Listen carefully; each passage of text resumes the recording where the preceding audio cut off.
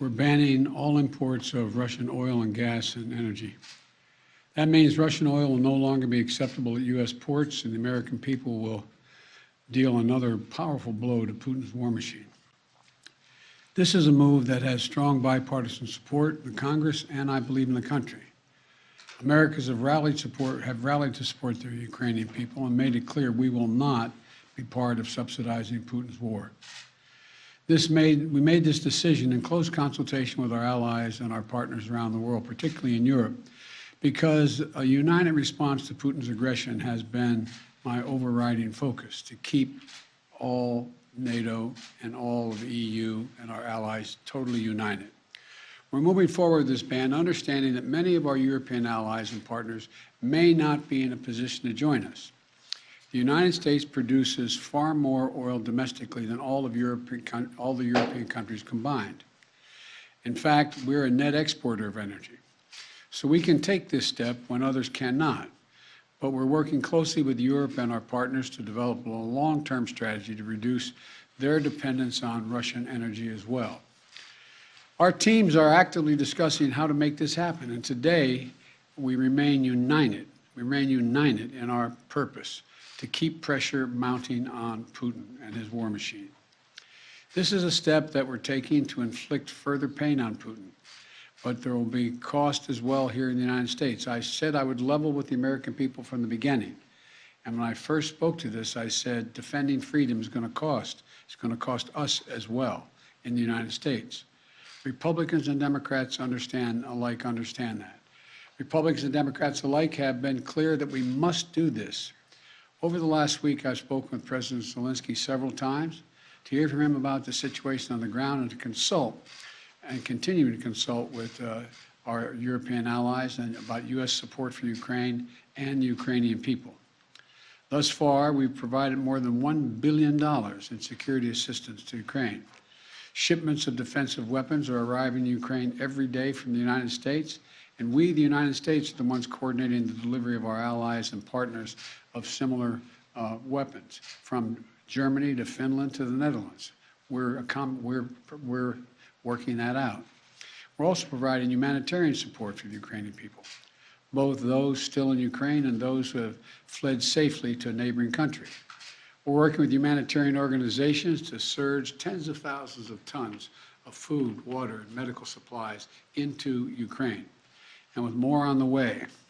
Over the weekend, I sent Secretary Blinken to visit the border between Poland and Ukraine and to Moldova to see what the situation was firsthand and report back.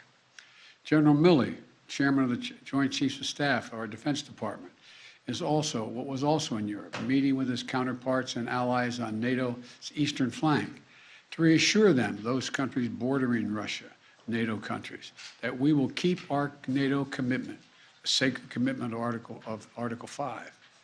The Vice President Harris is going to be traveling to meet with our allies in Poland and Romania later this week as well. I've made it clear that the United States will share in the responsibility of caring for the refugees so the costs do not fall entirely on the European countries bordering Ukraine. And yesterday I spoke with my counterparts in France, Germany, and the United Kingdom about Russia's escalating violence against Ukraine and the steps that we're going to take together with our allies and partners around the world to respond to this aggression. We are enforcing the most significant package of economic sanctions in history, and it's causing significant damage to Russia's economy. It has caused Russian economy to, frankly, crater. The Russian ruble is now down to 50%, by 50% since Putin's announced his war. 1 ruble is now worth less than 1 American penny. 1 ruble is less than 1 American penny. And we're preventing Russia's central bank from propping up the ruble and to keep its value up. They're not going to be able to do that now. We cut the Russians' largest banks from the international financial system, and it has crippled their ability to do business with the rest of the world. In addition, we're choking off Russia's access to technology like semiconductors and sap its economic strength and weaken its military for years to come.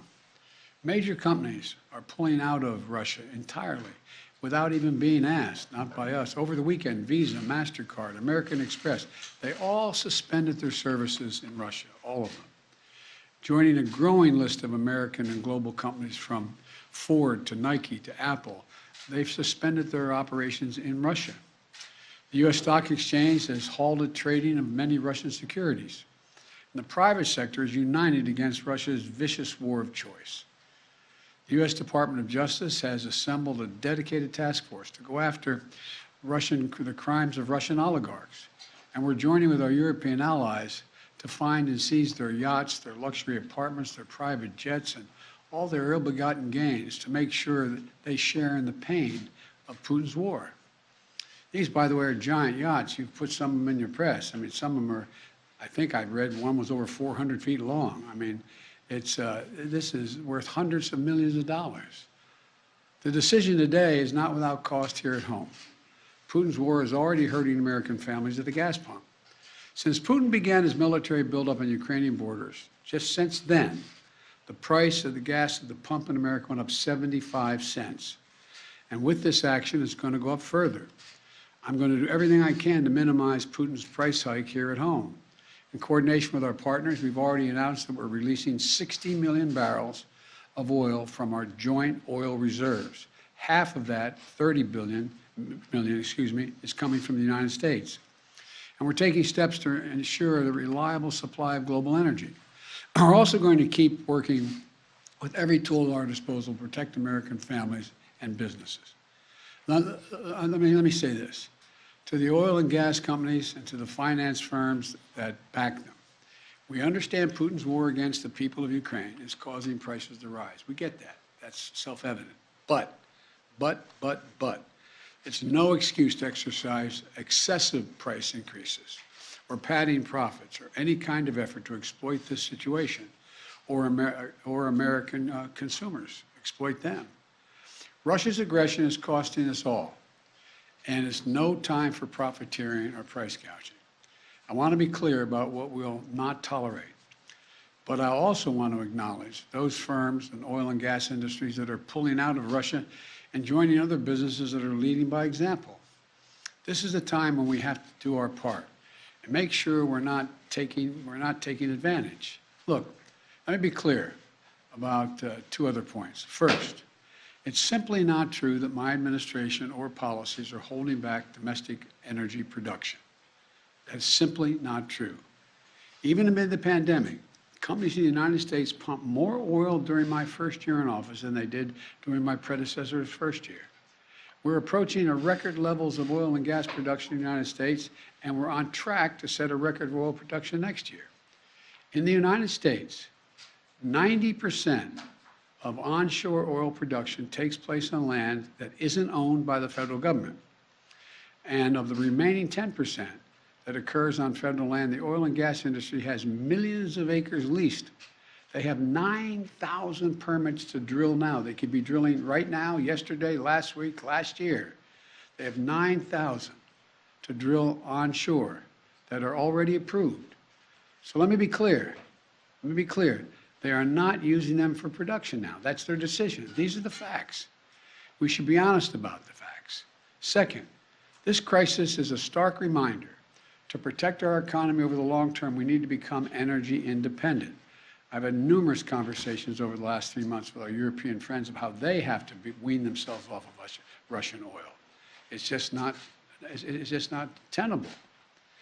It should motivate us to accelerate the transition to clean energy. This is a perspective that our European allies share, and the future where together we can achieve greater independence. Loosening environmental regulations or pulling back clean energy investment will not lower energy prices for families. But transforming our economy to run on electric vehicles powered by clean energy with tax credits to help American families winterize their homes and use less energy, that will help. And if we do what we can, it will mean that no one has to worry about the price of the gas pump in the future. That'll mean tyrants like Putin won't be able to use fossil fuels as weapons against other nations. And it will make America a world leader, manufacturing and exporting clean energy technologies of the future to countries all around the world. This is the goal we should be racing toward. Over the last 2 weeks, the Ukrainian people have inspired the world, and I mean that in a literal sense. They've inspired the world with their bravery, their patriotism, their defiant determination to live free. Putin's war has caused enormous suffering and needless loss of life from women, children, everyone in Ukraine, both Ukraine and, I might add, Russians. Ukrainian leaders, as well as leaders around the world, have repeatedly called for a ceasefire, for humanitarian relief, for real diplomacy. But Putin seems determined to continue on his murderous path, no matter the cost. Putin's now targeting cities and has been targeting cities and civilians, schools, hospitals, apartment buildings. Last week, he attacked the largest nuclear power plant in Europe with an apparent disregard for the potential of triggering a nuclear meltdown. He has already turned 2 million Ukrainians into refugees. Russia may continue to grind out its advance at a horrible price, but this much is already clear. Ukraine will never be a victory for Putin. Putin may be able to take a city, but he'll never be able to hold the country. And if we do not respond to Putin's assault on global peace and stability today, the cost of freedom and to the American people will be even greater tomorrow. So we're going to continue to support the brave Ukrainian people as they fight for their country. And I call on Congress to pass the $12 billion Ukraine assistance package that I have asked them for of late. Ukrainian people are demonstrating by their physical courage that they are not about to just let Putin take what he wants. That's clear. They'll defend their freedom, their democracy, their lives. And we're going to keep providing security assistance, economic assistance, and humanitarian assistance. We're going to support them against tyranny, oppression, violent acts of subjugation. People everywhere, and I think it's maybe even surprised some of you all, people everywhere are speaking up for freedom. And when the history of this war is written, Putin's war on Ukraine will have left Russia weaker and the rest of the world stronger. May God bless all those heroes in Ukraine. And now I'm off to Texas. Thank you very, very much. I know there's a lot of questions. I know there's a lot of questions, but there's a lot more that has to be made clear, and I'm going to hold on that until we get more information. Thank you. Appreciate it.